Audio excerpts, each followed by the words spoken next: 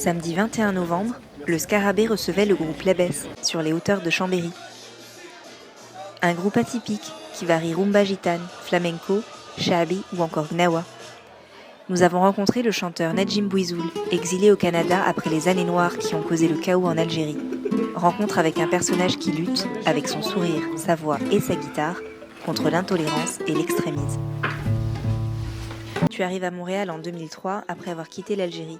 Raconte-nous un peu ton enfance et les raisons de ton départ. J'ai grandi jusqu'à 18 ans en Algérie. J'ai vécu un peu à Blida. J'ai vécu beaucoup à UCNT aussi. Voilà. Pourquoi je suis parti pour une nouvelle vie. Voilà, parce qu'on sait tous ce qu'on a vécu là-bas. Et donc on est parti avec la famille pour l'immigration. Mon enfance, en dehors des années noires, je sais pas, c'est l'enfance d'un jeune Algérien. Est-ce qu'on peut dire que c'est bien, c'est pas bien, je sais pas. Nous on a vécu, je pense qu'on a vraiment la tranche, on est un peu les cobayes quoi. Parce que c'était les années 80, ça allait encore, et puis paf, 90, voilà, on sait très bien comment ça va passer. Quand tu arrives à Montréal, tu te lances tout de suite dans la musique ? En fait, le premier truc que je tiens à préciser, c'est ça, c'est que quand je suis arrivé à Montréal, il n'y avait pas des gens qui parlaient justement de cette tranche d'âge qui a vécu ce truc-là particulièrement en Algérie, tu vois. Et ça m'a un peu énervé, donc j'ai commencé à écrire des textes pour me représenter en fait. Tu commences à jouer dans le métro. Les temps étaient durs au début ? Est-ce que c'était dur? Non. Pour moi, c'était du luxe. Déjà, je quittais l'Algérie. J'arrive métro de Montréal. Moi, au début, je jouais juste dans les parcs. Déjà, pour moi, c'était la classe. Donc les gens ils me disent, ouais, mais pourquoi tu vas pas dans les métros? Donc en même temps, tu joues et en même temps, tu gagnes de l'argent. Je sais pas, on peut gagner de l'argent avec la musique. Je savais même pas, quoi. Et donc, est-ce que c'était dur? Non, c'était pas très dur. Au contraire, pour moi, c'était que de l'exotisme, c'était que de la nouveauté. Donc c'était super, quoi. Et tu finis par monter ton groupe que tu choisis d'appeler Lebes. En français, tout va bien. Est-ce que c'est ironique, optimiste, ou tu penses vraiment que tout va bien ? La baisse, c'est pas juste tout va bien. En Afrique du Nord, c'est un mot-clé. On l'utilise toujours. C'est vraiment un mot-clé parce qu'il revient souvent dans les conversations. Donc c'est tout va bien et est-ce que tout va bien et est-ce que tout va bien? C'est ça. Donc ça peut être la question et la réponse en même temps. Auteur, compositeur, interprète, tu chantes l'exil, la liberté et l'identité. Pourquoi as-tu choisi ces thèmes-là ? Parce que c'est du vécu, tout simplement. Et l'exil, c'est sûr qu'en partant du pays, c'est sûr qu'on perd quelque chose. Je suis pas le premier ni le dernier qui va chanter ça, quoi. Donc il y a une partie de nous-mêmes qui décède quelque part. Et qu'on essaie toujours de chercher pour réallumer un peu cette flamme-là qui s'est perdue. Sans me méfier, les pieds et poignets, je me suis laissé faire. Et je t'ai trahi pour une prison d'amour et ça me geôlier.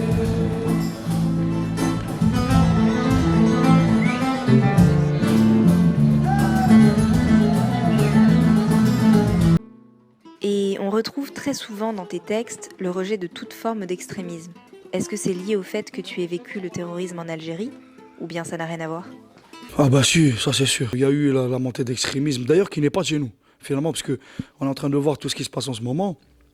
Et ça m'a vraiment touché, je voulais savoir. Donc je suis parti un peu fouiller dans l'histoire et tout ça. Et donc j'ai rencontré des grands sociologues.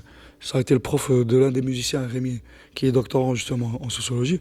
Et donc j'ai pris des cours quasiment privés avec son prof. Et donc, en fait, ce mouvement-là, il ne descend pas de chez nous. Donc c'est le premier idéologue qui part de là un peu, c'est les Wahhab, qui est donc les Wahhabites, qui viennent d'Arabie Saoudite. Et c'était la fondation de l'Arabie Saoudite. Et donc par British Petroleum, etc. Et donc, voilà, tu vois, et cette idée-là de l'extrémisme, elle descend de là-bas. Et quand par hasard, à chaque fois qu'un peuple essaie de s'émanciper, quand par hasard, il y a des extrémistes qui arrivent et puis qui détruisent le pays. Puis après, l'Occident prête de l'argent pour reconstruire, et bien sûr avec intérêt, et vient et prend tout le reste. Donc cet exemple-là, on peut le multiplier. Là, on est en train de le voir sur Terre. Là. C'est partout pareil. Et comment tu as vécu les attentats du 13 novembre à Paris ? Du déjà vu, le sentiment du déjà vu, tristesse.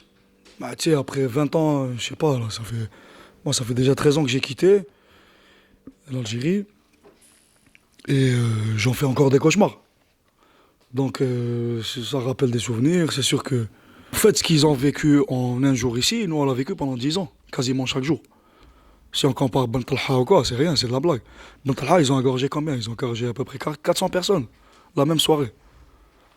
Tu vois, Pour l'Occident, ça se passe là-bas, c'est pas grave. Donc ça se passe en Syrie, ça se passe en Palestine. La Palestine, ça fait 65 ans que ça dure, etc. Et puis d'un coup, ici, ça arrive et là, on se dit, ah merde. En fait, ça peut arriver partout. On sait très bien que, voilà, tu vois, c'est qui les finance, ces gens-là? L'argent, il vient d'où? Moi, je pose la question, tu vois. Mais on sait très bien, quoi. C'est une nouvelle donne. Donc les gens ils sont en train de réaliser que c'est pas, ça peut arriver aussi ici, que ces gens-là, ils sont dangereux. Et ces gens-là, quand par hasard, ils sont financés par l'Occident, l'armement, il vient pas de nulle part.